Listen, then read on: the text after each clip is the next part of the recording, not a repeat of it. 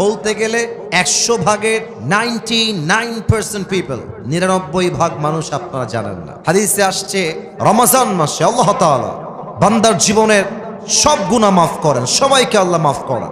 তবে তাকে আল্লাহ তাআলা মাফ করেন না যেই বান্দা রোজা রেখেও আব্বা আম্মার সঙ্গে খারাপ ব্যবহার করে, তার কোনো ক্ষমা নাই। যে রোজাও রাখে মায়ের সঙ্গে বদমেজাজ নিয়ে কথা বলে, যে রোজা রাখে বাবার সঙ্গে বদমেজাজ নিয়ে কথা বলে, আল্লাহর হাবিব বলেছেন আল্লাহ তার রোজাও কবুল করবেন না, রোজার মাস তাকে মাফও করবেন না। দেখেন কোরআন কি বলছে, আল্লাহ তাআলা বলেন وَقَضَى رَبُّكَ أَلَّا تَعْبُدُوا إِلَّا إِيَّاهُ وَبِالْوَالِدَيْنِ إِحْسَانًا إِمَّا يَبْلُغَنَّ عِندَكَ الْكِبَرَ أَحَدُهُمَا أَوْ كِلَاهُمَا فَلَا تَقُل لَّهُمَا أُفٍّ وَلَا تَنْهَرْهُمَا وَقُل لَّهُمَا قَوْلًا كَرِيمًا. Allahu Akbar. Your Lord has decreed in this ayah, O you who believed, you will worship no one except Him.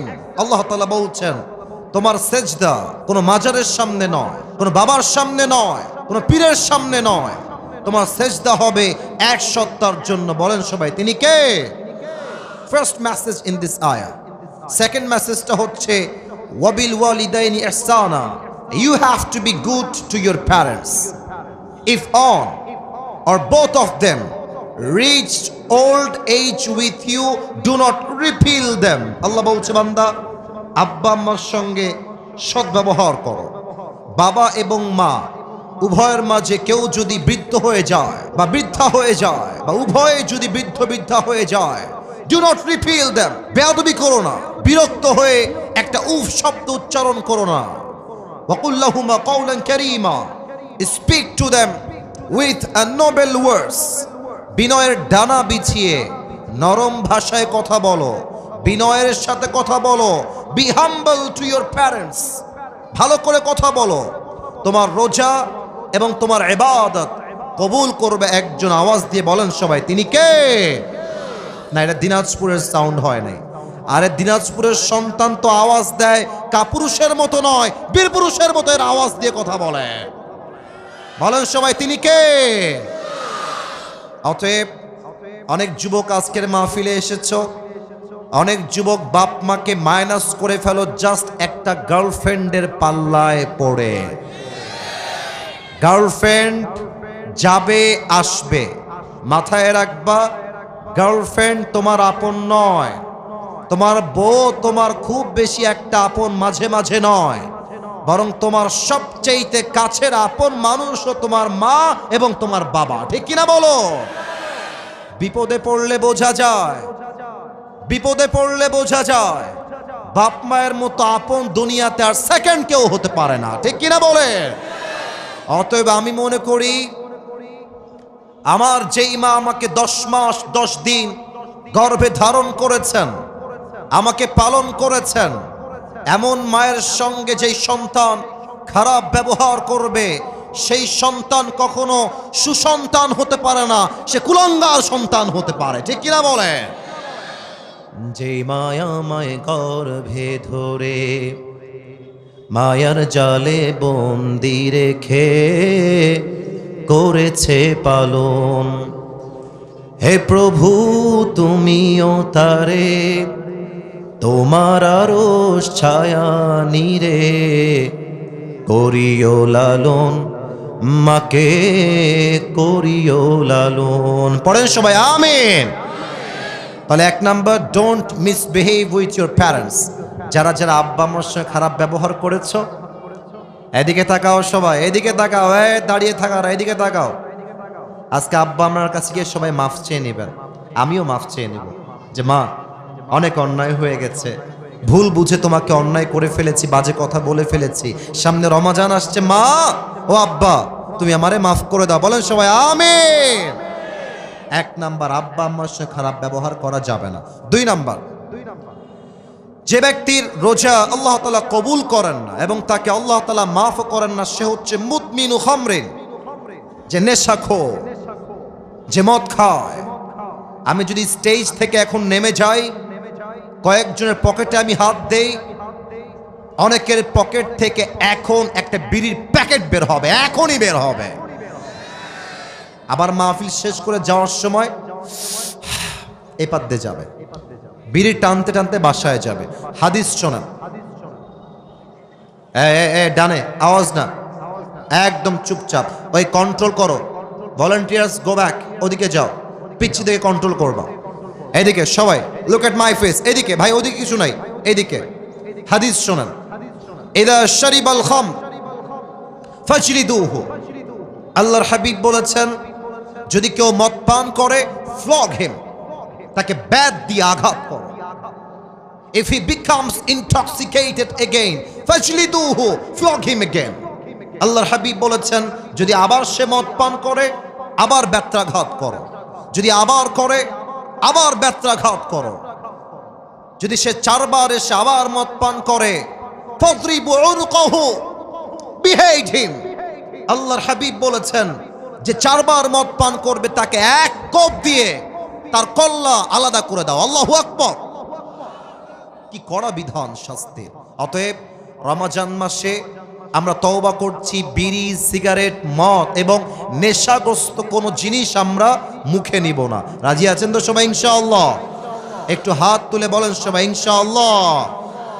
3 number রোগটা বলবো, এটা বড্ড মারাত্মক রোগ। এই রোগের জন্য আমাদের দেশটা ধ্বংস হচ্ছে। এই রোগটা হলো হিংসার রোগ। ভাই তার ভাইকে সহ্য করতে পারে না। আমি ভাইয়ের কথা কি বলবো, বাংলাদেশে এক হুজুর আর এক হুজুরকে সহ্য করতে পারে না, ঠিক কিনা বলে? সারাদিন গীবত, বদনাম, সোশ্যাল মিডিয়ায় ঢুকলেই এক হুজুর আর এক হুজুরকে দেখতে পারে না। আসুন আমরা জেনে নেই হাদিস কি বলছে। আল্লাহর হাবিব বলেছেন আল হাসাদ তাকুলুল হাসানাত কামা তাকুলুন নার আল হাতাব। হিংসা মানুষের আমলকে এমন ভাবে জ্বালিয়ে দেয়, পুড়িয়ে দেয়, যেমন ভাবে আগুন কাঠকে পুড়িয়ে দেয়। এবং আল্লাহর হাবিব বলেছেন রমজান মাসে আল্লাহ তাআলা সবাইকে মাফ করে দিবেন, 2 জনকে মাফ করবেন না। তার মাঝে একজন হচ্ছে মুসাহেন, যে তার হৃদয়ে তার ভাইয়ের জন্য বিদ্বেষ পোষণ করে। অতএব সবাই আমরা নিয়ত করছি আমাদের হৃদয় থেকে সমস্ত হিংসা আমরা রমজানের পূর্বেই মুছে ফেলবো। বলেন সবাই ইনশাআল্লাহ। আর আপনারা গ্রামের মানুষ, আমি আসিফ হুজুর গ্রামের সন্তান। আমরা গ্রামের সন্তান বলেই আমাদেরকে মাইনাস করে দেওয়া যাবে না। পুরো পৃথিবীতে যারাই ইতিহাস করেছে, যারা ইতিহাসের রচনা করেছে, তার 90% বেশি মানুষ গ্রাম থেকে উঠে গিয়ে ইতিহাস তৈরি করেছে। গ্রামে একটা সমস্যা আছে, একটু কিছু কথা হয়ে গেলে, একটু রাগারাগি হয়ে গেলে আর কথা বলে না, তাকায় না, সালাম কালাম দেয় না, আত্মীয়তার সম্পর্ক বিচ্ছিন্ন করে ফেলে। আল্লাহর হাবিব বলেছেন যে আত্মীয়তার সম্পর্ক বিচ্ছিন্ন করে তার কোনো ইবাদত আল্লাহর কাছে কবুল হবে না। এর চাইতে মারাত্মক হাদিস শোনান, এর চাইতে মারাত্মক হাদিস। লা ইয়াদখুলুল জান্নাতা কাতিউন, he who break the kinship relationship will not enter in the paradise.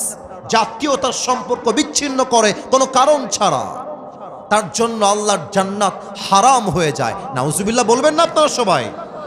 এই জন্য যদি ভাই ভাইয়ের সঙ্গে ঝগড়া হয়ে যায়, বোন বোনের সঙ্গে ঝগড়া হয়ে যায়, যেখানে যার যেভাবে ঝগড়া হয়েছে, আজকে আমরা রোজার পূর্বেই সবকিছু মিটমাট করে নিব। বলেন সবাই আওয়াজ করে ইনশাআল্লাহ। 5 নাম্বারটা একটু দেখবেন আমার দিকে। এইটা আমার মুখে কি, এই যে আমার উপস্থাপক ভাই বলেছে, বাদবাকি আওয়াজ আমার কানে আহামরি আসে নাই। আর একবার আমার মুখে এইটা লম্বা লম্বা কি ভাই? মাশাআল্লাহ। আচ্ছা মিথ্যা বলবেন না, আমি জানি দিনাজপুরের মানুষ কথায় এক কাজেও এক। ভালোবাসলে আই লাভ ইউ, না বাসলে আই হেট ইউ, ঠিক কিনা বলেন? আচ্ছা মুরব্বী, আব্বাজান, যুবক ভাইয়ার, আমাকে দাড়িতে আনস্মার্ট লাগতেছে না স্মার্ট লাগতেছে? তো জোরে বলেন না, আর স্মার্ট না স্মার্ট? স্মার্ট লাগতেছে। মনে রাখবেন দাড়ি কাটাই হচ্ছে এমন একটা গুনাহ, এখানে ওলামা একরাম আছেন বানিয়ে বলার নো চান্স, নো অপরচুনিটি, যে দাড়ি কাটে প্রত্যেক সেকেন্ডে সেকেন্ডে তার আমলনামায় 60টা করে কবিরা গুনাহ লেখা হয়। এবার আসেন হাদিসটাকে মিলাই দেই।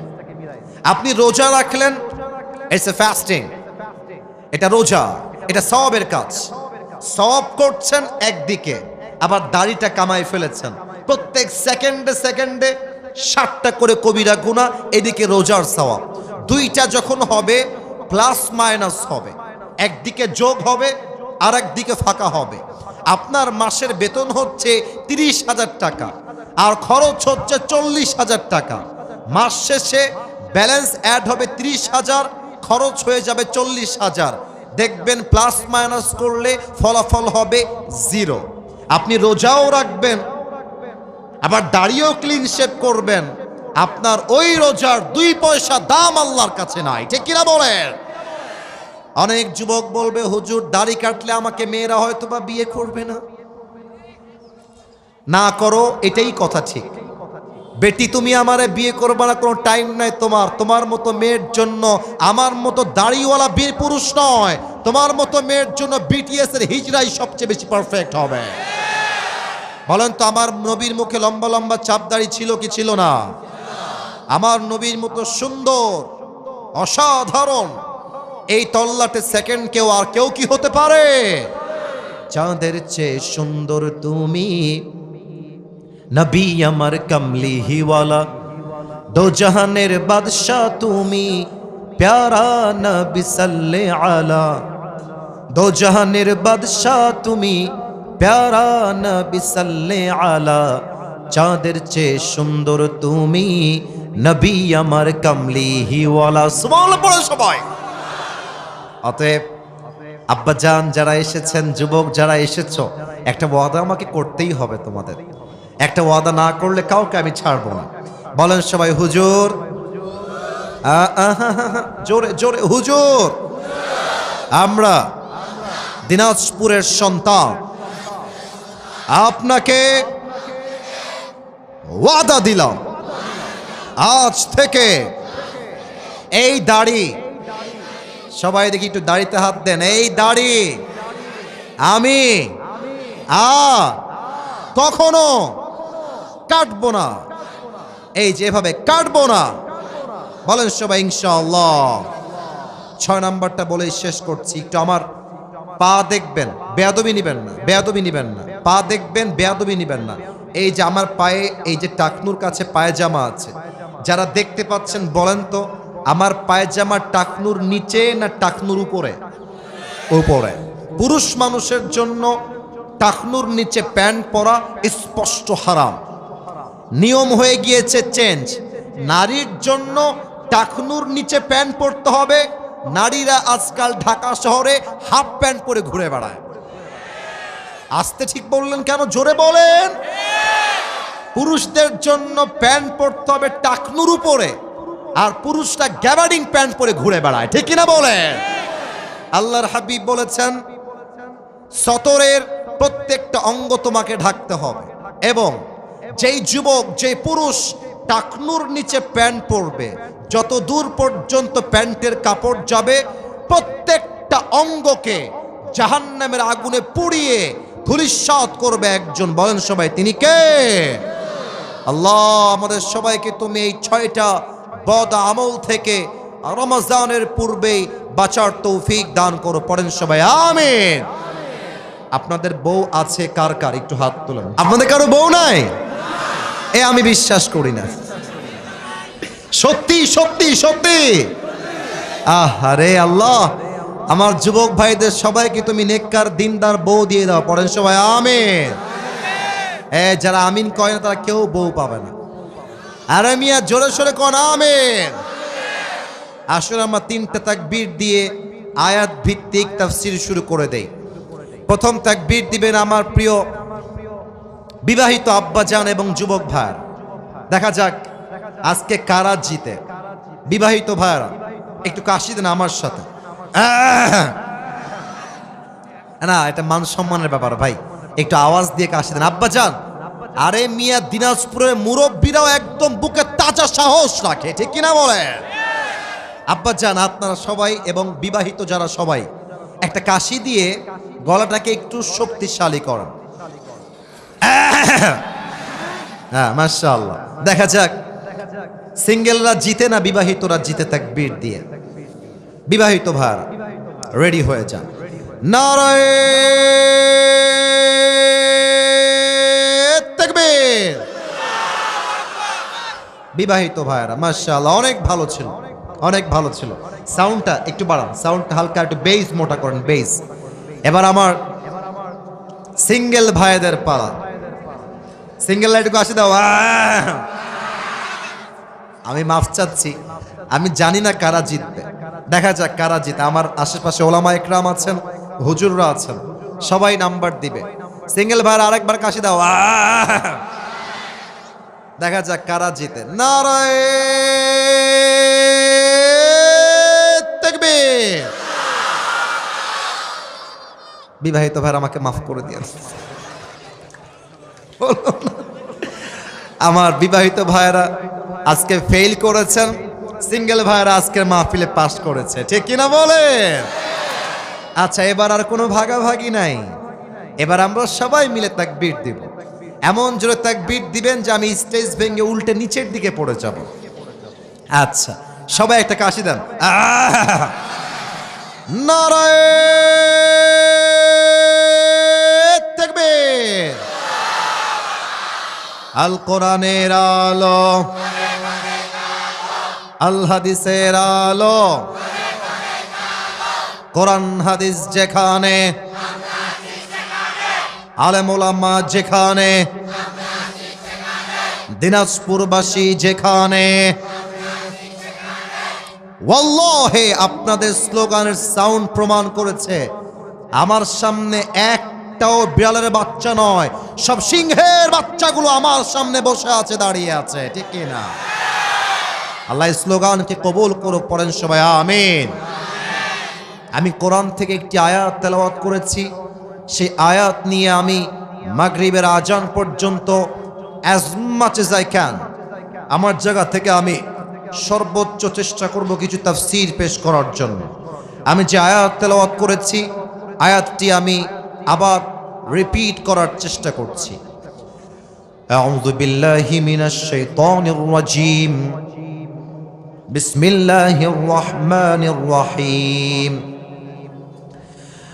يا أيها الذين آمنوا كتب عليكم الصيام كما كتب على الذين من قبلكم لعلكم تتقون. Allahu Akbar.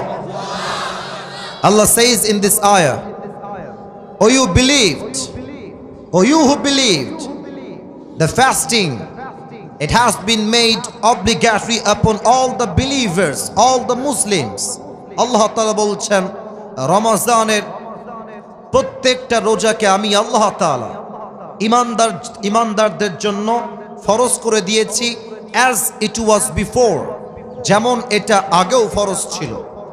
এবং এটা ফরজ করার মূল উদ্দেশ্য কি আল্লাহ তাআলা বলছেন, লাআল্লাকুম তাত্তাকুন, যাতে করে তোমরা আল্লাহর ভয় অর্জন করতে পারো। আল্লাহ বলছে, বান্দা, রোজা ফরজ করার সবচেয়ে বড় মেইন পারপাস, সবচেয়ে মেইন উদ্দেশ্য হচ্ছে যাতে করে তোমরা আল্লাহর ভয় অর্জন করতে পারো।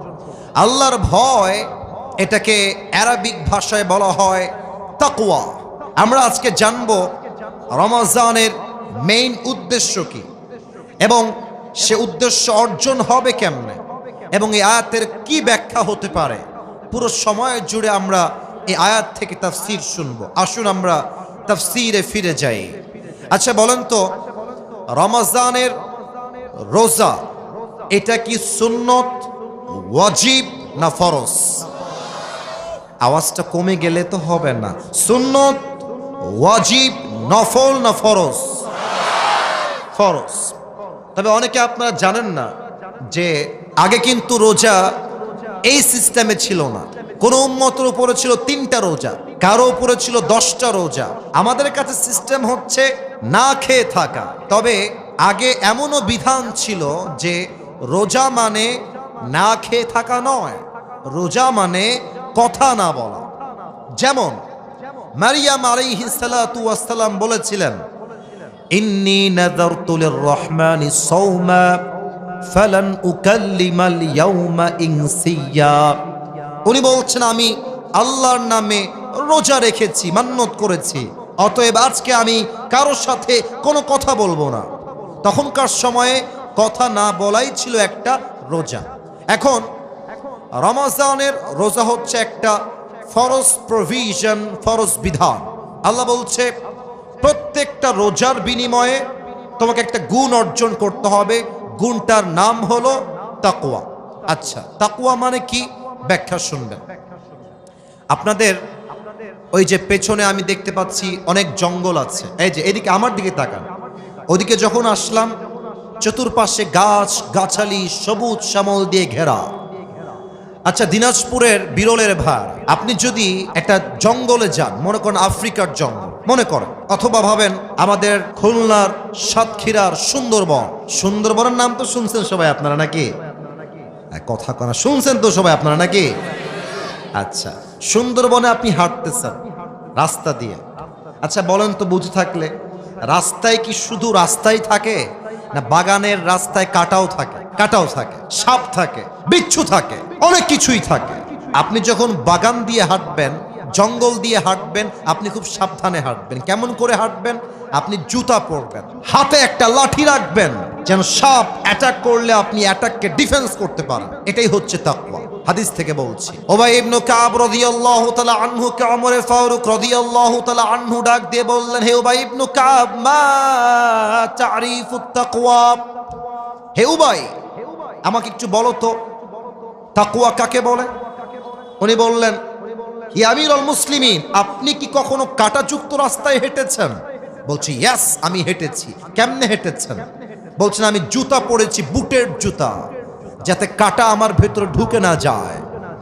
হাতে আমি লাঠি রেখেছি, যাতে সাপ বিচ্ছু অ্যাটাক করলে আমি ডিফেন্স করতে পারি। উবাই ইবনে কাব বলছেন, that is the definition of তাকওয়া, এটাই হলো তাকওয়া। তো ওমরে ফারুক বলছে, কি বললেন? এইটা তাকওয়া কেমনে হয়? আমি তো সংখ্যা বুঝলাম না, একটু বুঝায় বলেন। উবাই ইবনে কাব বললেন, দুনিয়াতে চলতে গেলে একদিকে আছে হালাল, আমার কথা বুঝে থাকলে উত্তর দেন, একদিকে আছে, সবাইকে বলতে হবে, একজনও মাইনাস হওয়া যাবে না, একদিকে আছে, আর একদিকে আছে হারাম। বলেন সবাই, একদিকে হালাল আর একদিকে। আপনি যদি মুসলমান হন, আমি আপনাকে দুইটা অপশন দিচ্ছি। এক, আমি তোমাকে একটা সরকারি চাকরি দিব, যেই সরকারি চাকরির বেতন হবে মাস শেষে ৭০,০০০ টাকা, ফর এন এক্সাম্পল, উদাহরণ হিসেবে। আর তোমাকে এই চাকরি করার জন্য প্রথমেই ১০ লাখ টাকা ঘুষ হিসেবে দেওয়া লাগবে। আর সেকেন্ড অপশন হলো কোনো চাকরি নয়, তোমাকে দিনাজপুর শহরে একটা ভ্যানের মধ্যে করে মুড়ি বিক্রি করতে হবে, যেখানে কোনো ঘুষ নাই, পুরোটাই হালাল। আপনি যদি মুসলমান ঘরের সন্তান হয়ে থাকেন, আপনি বলবেন, যেই চাকরি করতে আমাকে ঘুষ দেওয়া লাগে, ওই চাকরির মুখে আমি লাথি মারি। আমি ভ্যান চালায় খাবো, জমিতে আমি চাষ করে খাবো, আমি কৃষক হয়ে থাকবো, আমি ঝালমুখ মুড়ি বিক্রি করে খাবো, আমি মানুষের জমিনে খেটে খাবো, তবু আল্লাহর জমিনে বেঁচে থাকতে হারামের একটা পয়সা আমি গ্রহণ করতে পারবো না। ঠিক কিনা বলেন? দিস ইজ তাকওয়া। হারামকে অ্যাভয়েড করবেন, হালালকে অ্যাকসেপ্ট করবেন, আপনি মুত্তাকি হয়ে যাবেন। নাম্বার 1। নাম্বার 2, আচ্ছা এখন বাজে মনে করেন রাত 12টা। এই জাস্ট মনে করেন, যদি এখন রাত 12টা বাজে, আশেপাশে কি আলো থাকবে না অন্ধকার হয়ে যাবে? আসতে না, আরো জোরে, আলো না অন্ধকার? কালকে দেখলাম প্রচুর কুয়াশা, অনেক কুয়াশা রাস্তায়। আচ্ছা বলেন তো প্রিয় ভাইরা, কুয়াশার মাঝে গাড়ি আমরা চালাই, আমি নিজেও গাড়িতে বসি, আমার তো প্রোগ্রাম থাকে পুরো বাংলাদেশে, আমি খুব খেয়াল করেছি কুয়াশার ভেতরে। আমি আমার ড্রাইভার বসে এই দিকে, আর আমি ড্রাইভারের পেছনে বসি না, আমি বসি এই পাশে। আমার কথা কি বোঝা যায় নাকি যায় না?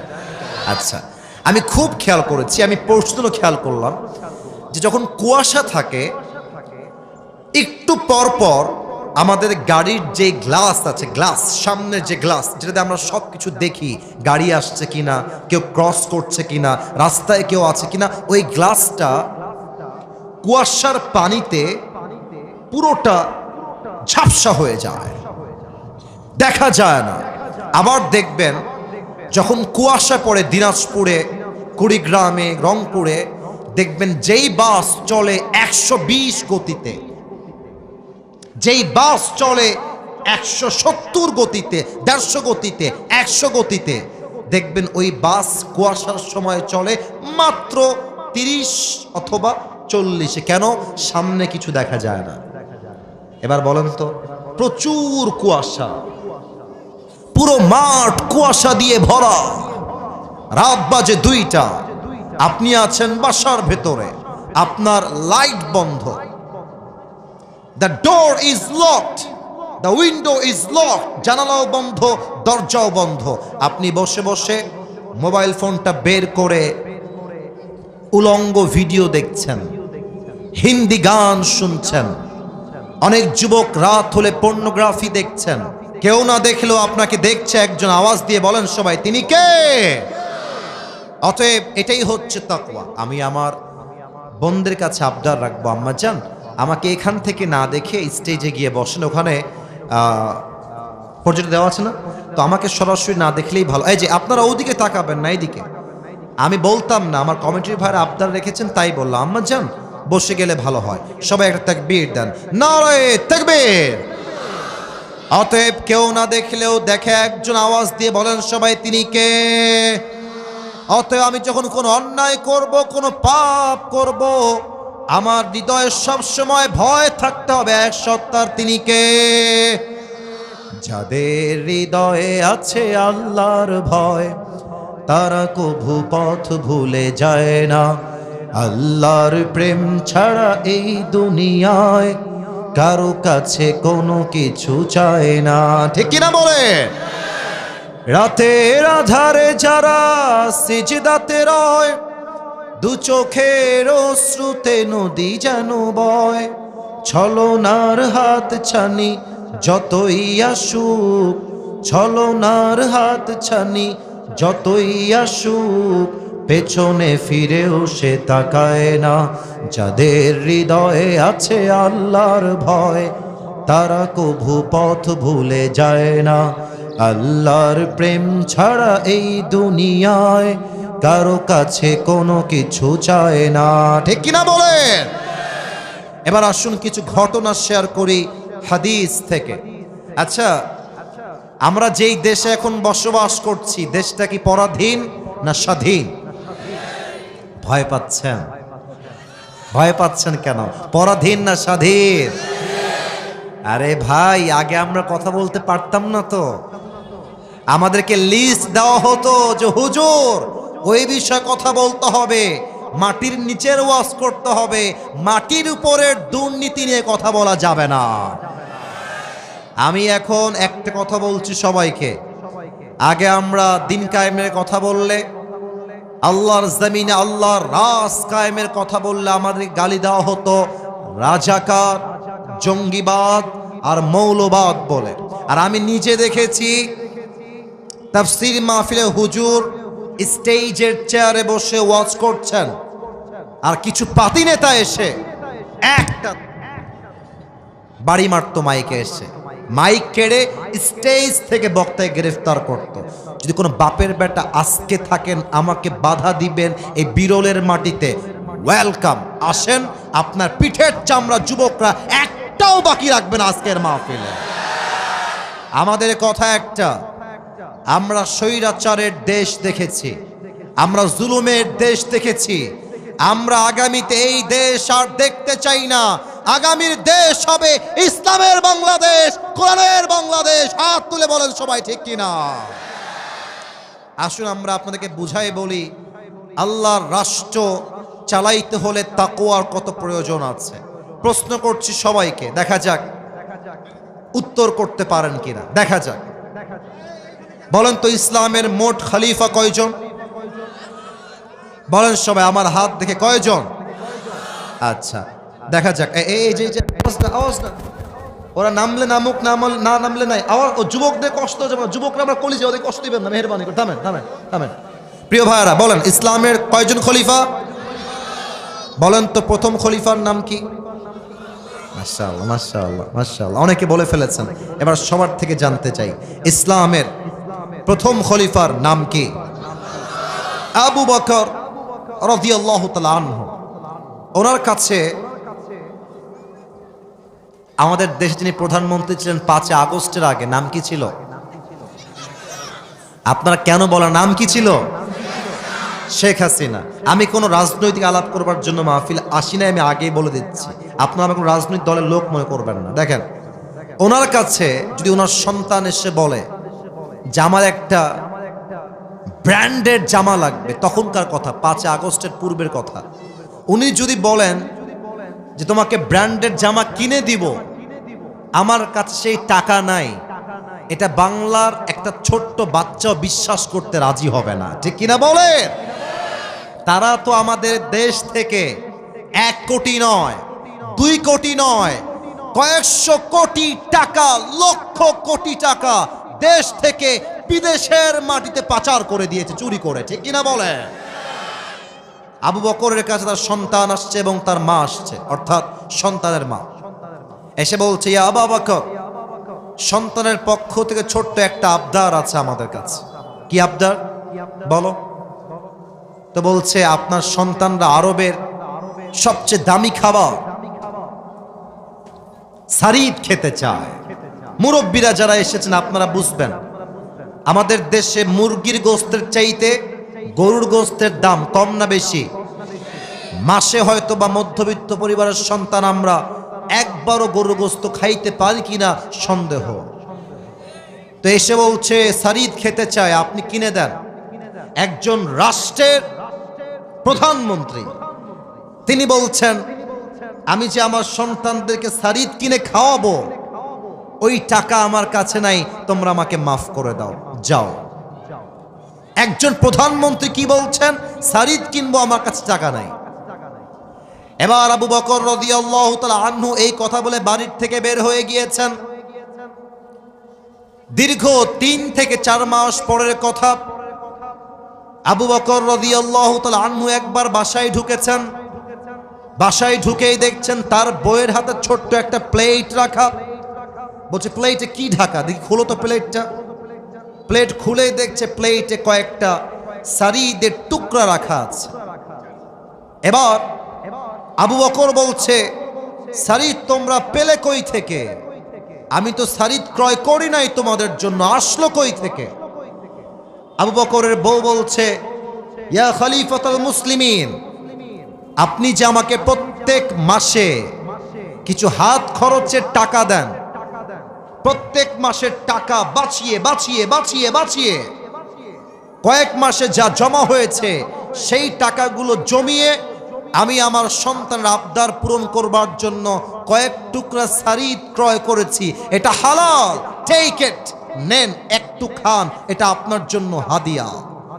আবু বকর নিয়েছেন, সারিদগুলো খেয়েছেন, খেয়ে সোজা সংসদ ভবনে চলে গিয়েছেন।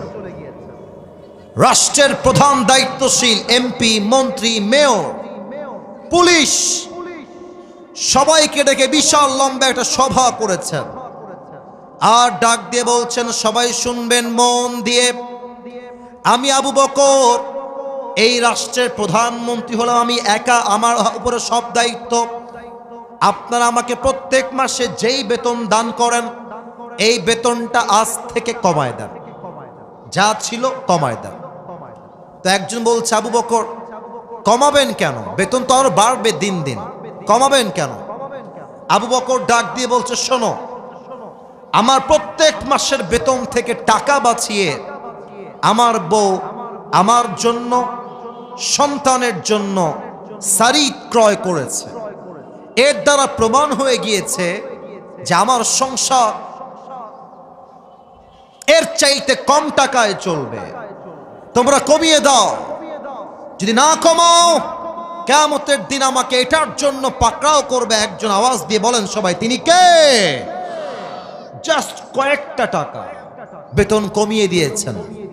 এমন ভয় যদি আমার রাষ্ট্রের প্রত্যেকটা দায়িত্বশীল ব্যক্তিবর্গের মাঝে ঢুকে যায়, আগামীর বাংলাদেশ দুর্নীতিমুক্ত বাংলাদেশ হয়ে যাবে। ঠিক কিনা বলেন? এটা হচ্ছে আল্লাহর ভয়। আচ্ছা, আপনারা একজন ব্যক্তির নাম বলছি, দেখেন তো আপনারা সবাই চেনেন কিনা।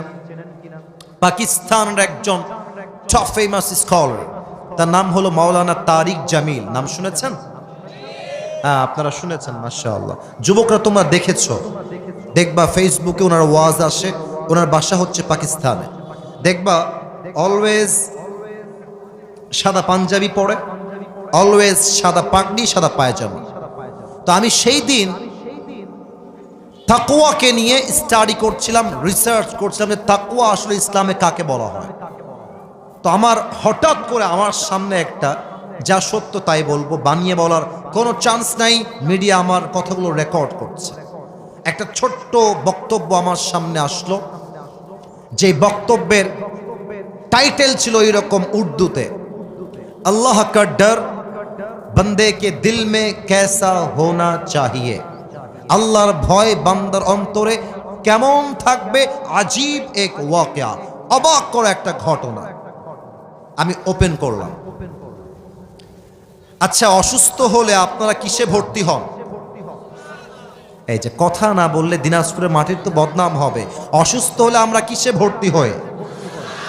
হসপিটাল বা মেডিকেল।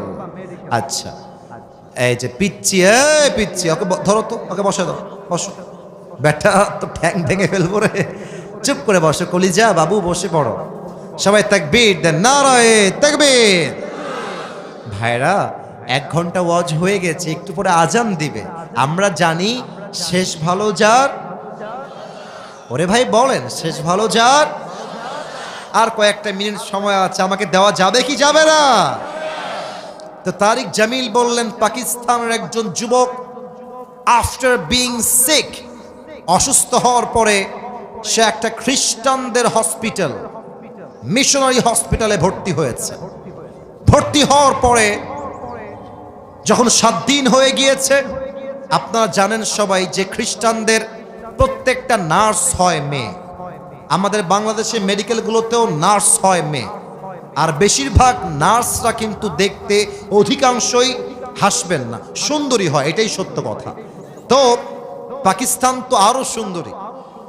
তো তারিক জামিল বললেন, একজন খ্রিস্টান নার্স যখন যুবকটা প্রায় 7 দিন যাবৎ ভর্তি আছে, যখন তাকে রিলিজ পেপার দেওয়া হবে, তখন খ্রিস্টান নার্স রিলিজ পেপার নিয়ে আসছে এবং নিয়ে এসে যুবকের ডান দিকে দাঁড়িয়ে আছে আর ডাক দিয়ে বলছে, मैं आपसे एक बात करना चाहती हूं, अगर आप मुझे इजाजत दे तो मैं उस बात को शेयर करना चाहती हूं। মেয়েটা বলছে, ভাই আপনি যদি আমাকে অনুমতি দেন, আমি আপনার সঙ্গে 1 মিনিট কথা বলতে চাই। তো যুবকটার, আমাকে দেখবেন সবাই, সবাই look at my face, look at my head, আমার মাথা দেখেন। যুবকটার মাথা অলওয়েজ মেয়ে আসলেই নিচের দিকে তাকায় না, মুসলমান তাকায় না, নিচের দিকে। তো যুবকটা মাথা নিচু করে বলছে, आप मुझे क्या कहना चाहती है बताइए, मैं आपकी बात सुन रहा हूं। বলেন কি বলবেন। তো মেয়েটা হচ্ছে খ্রিস্টান, যুবকটা হচ্ছে মুসলমান। মেয়েটা সোজা যুবককে ডাক দিয়ে বলছে, मैं आपसे शादी करना चाहती हूं, আমি আপনাকে বিয়ে করতে চাই। এটা কিন্তু হাসির কথা নয়, মূল মেসেজ একটু পরে পাবেন, আগে বোঝেন। যখন খ্রিস্টান মেয়ে বলছে আমি আপনাকে বিয়ে করতে চাই, যুবকের মাথার টনক নড়ে গেছে। আরে আমি হলাম মুসলমান, সে হলো খ্রিস্টান, সে আমাকে কোন বিবেকে বিয়ে করতে চায়? যুবক ঠান্ডা মাথায় বোনকে বলছে, বোন ठीक है, मैं समझ गया कि आप मुझसे शादी करना चाहती हैं, लेकिन एक बात है, यहां पे इतने सारे, आप किसी से भी शादी करना नहीं चाहती, आप मुझसे ही शादी करना क्यों चाहती है? আরে বোন, ছেলের তো অভাব নাই। কত পেশেন্ট, কত যুবক, কত ডাক্তার এই মেডিকেলে বসে আছে। সবাইকে বাদ দিয়ে আপ মুঝে হি কিউ শাদি করনা চাহতি হ্যাঁ, আপনি আমাকে কেন বিয়ে করবেন? তো তারিক জামিল বললেন, যুবকের প্রশ্নের পরে নারীটা ডাক দিয়ে বলছে, मैं आपसे शादी करना चाहती हूँ, इसका एक बहुत बड़ा रीजन है मेरे पास। একটা বিশেষ কারণে আমি আপনাকে বিয়ে করতে চাই। বলছে বলেন কি কারণ, আমি শুনতে চাই। মেয়েটা বলল, এখানে যত নার্স আছে সমস্ত নার্সের মাঝে সবাই জানে I am the most beautiful lady. আমার মতো সুন্দরী নার্স এই পুরো মেডিকেলে সেকেন্ড আর কেউ নাই। আমি যখনই পেশেন্টদের রুমে যাই চেক আপ করার জন্য, টেস্ট করার জন্য, দেখার জন্য, আমি যখনই রুমে এন্ট্রি নেই, हर कोई मुझे ऐसे ऐसे ऐसे ऐसे घूम के देखता है कि कौन आया है। সব যুবক আমার দিকে তাকায় থাকে ফেল ফেল করে, সবাই আমার রূপের প্রশংসা করে। বাট তুমি এমন একজন যুবক, আজ 7 দিন যাবত তুমি আমার এই ওয়ার্ডে ভর্তি আছো। আমি এতবার আসলাম, এতবার গেলাম, এতবার আসলাম, এতবার গেলাম, तुमने एक मर्तबा भी मुझे आँख उठा के नहीं देखा। আমার দিকে তুমি একবারও চোখ তুলে তাকাও নাই। আমি ভাবলাম সবাই তাকায়, এই যুবকটা কেন তাকায় না? আমি জানার জন্য গেলাম একজন ব্যক্তির কাছে, বললাম যে हर कोई मुझे देखता है लेकिन ये मुसलमान लड़का मुझ पर आँख उठा के भी नहीं देखता, इसका वजह क्या है? কারণ কি, আমাকে দেখে না কেন? আমাকে ডাক দিয়ে তিনি বললেন, প্রিয় বোন শোনো, মুসলমান যুবকদের জন্য গায়রে মাহরাম নারীর দিকে তাকিয়ে থাকা হারাম।